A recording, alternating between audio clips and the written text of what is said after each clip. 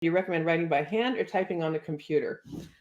If you really want to practice, like, it's kind of both. I mean, now when you write by hand, I think, and it's been recommended for a long time, copy sales letters by hand.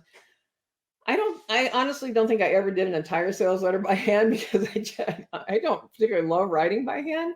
But when I take notes or when I want to learn something when I'm at an event, I never do it on a laptop. I don't take a computer unless it's being left in my room for if I'm checking in on things in the evening. I do all my note taking by hand. So because there really is something about that connection, that neural connection of writing by hand and really embedding that more deeply in your brain. So what I would suggest on Meet is you experiment with that.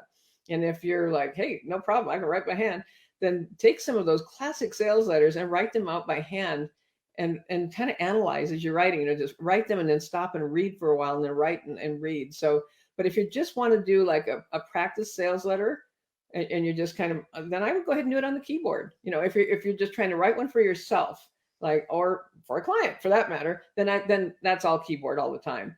Now, what I do by hand, if I'm working with a client or even in some of my own sales materials, I may write down some ideas.